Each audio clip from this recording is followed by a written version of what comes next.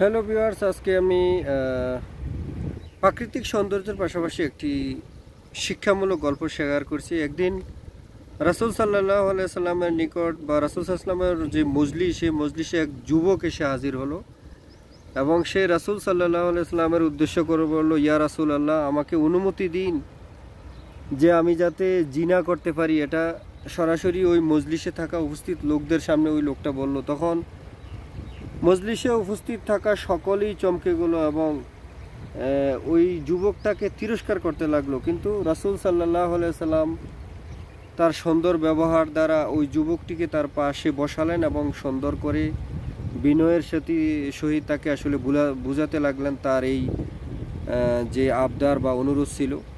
তারপর রাসূল সাল্লাল্লাহু আলাইহি সাল্লাম ওই যুবকটিকে বলল, তুমি কাছে এসো, আমার কাছে বসো।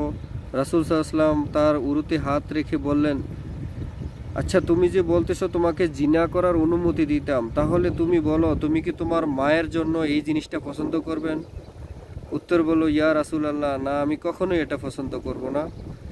তারপর রাসূল সাল্লাল্লাহু আলাইহি সাল্লাম, এটা তোমার মেয়ের জন্য? উত্তরে সেও বলল, না। আচ্ছা, এই একই জিনিস যদি তুমি তোমার বোনের জন্য করো? উত্তরে যুবক বলল, তাও সে পারবে না, এটা পছন্দ করবে না। রাসূল সাল্লাল্লাহু আলাইহি সাল্লাম, যদি সেটা তোমার ফুফুর জন্য হয়? তাও সে বলল, না রাসূল সাল্লাল্লাহু আলাইহি সাল্লাম, কোনো মানুষই তার ফুফুর জন্য এটা পছন্দ করবে না। নবীজি রাসূল সাল্লাল্লাহু আলাইহি সাল্লাম জিজ্ঞেস করলেন, তাহলে তোমার খালার জন্য? যুবক বলল, না, তাও সম্ভব নয়। রাসূল সাল্লাল্লাহু আলাইহি সাল্লাম তার এই উত্তর শুনে রাসূল সাল্লাল্লাহু আলাইহি সাল্লাম তার শরীরে হাত রাখলেন এবং দোয়া করলেন, ইয়া আল্লাহ, তার গুনাহগুলো ক্ষমা করুন, তার যে অন্তর সেটিকে আপনি পবিত্র করুন এবং তার চরিত্রকে রক্ষা করুন। এই যুবকের গায়ে হাত রেখে রাসূল সাল্লাল্লাহু আলাইহি সাল্লাম তার জন্য আল্লাহর কাছে দোয়া করলেন। তো ভিউয়ার্স, এটা ছিল রাসূল সাল্লাল্লাহু আলাইহি সাল্লামের শিক্ষার যেই ফলাফল। পরবর্তী জীবনে ওই যুবক কী করলো, সে যখনই রাস্তায় চলাচল করতো সে কখনো কোনো নারীর দিকে চোখ তুলে তাকাতো না। সেটি আসলে মূলত মুসনাদে আহমাদে এটি উল্লেখ রয়েছে, এই ঘটনাটি।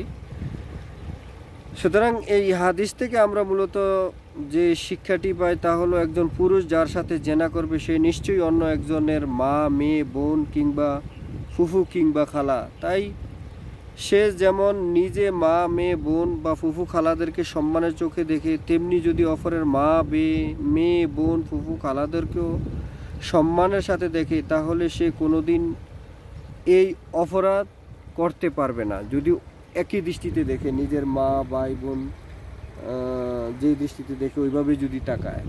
সো ভিউয়ার্স, দেখুন, মহানবী সাল্লাল্লাহু আলাইহি সাল্লাম, বিশ্ব মানবতার দূত নবী করিম সাল্লাল্লাহু আলাইহি সাল্লামের যেই শিক্ষাদানের এই প্রতিটা উদাহরণটা বা তার প্রতি যেই সদয়ভাবে যিনি বিনীতভাবে যে উদাহরণটা দিয়েছিলেন, সত্যি খুব প্রশংসনীয়। যুবক তারপর সে তার ভুল বুঝতে পারলো এবং রাসূল সাল্লাল্লাহু আলাইহি সাল্লামের কাছে ক্ষমা প্রার্থনা করলো। রাসূল সাল্লাল্লাহু আলাইহি সাল্লাম তাকে উদ্দেশ্য করে আসলে তার জন্য আল্লাহ সুবহানাহু ওয়া তাআলার কাছে দোয়া প্রার্থনা করেন। সো ভিউয়ার্স, চলুন আমরা যারা গুনাহ ব্যভিচারে লিপ্ত হই, আল্লাহর ভয়ে সেগুলো থেকে আমরা বিরত থাকি, তাহলে আল্লাহ সুবহানাহু ওয়া তাআলা আমাদের বরকত এবং দুনিয়া ও আখিরাতে কামিয়াব দান করবেন। সো ভিউয়ার্স, আজকের পর্যন্ত এই পর্যন্ত। পরবর্তী কোনো ঘটনা নিয়ে আবার হাজির হব। সেই পর্যন্ত সবাই ভালো থাকুন, সুস্থ থাকুন। আল্লাহ হাফেজ।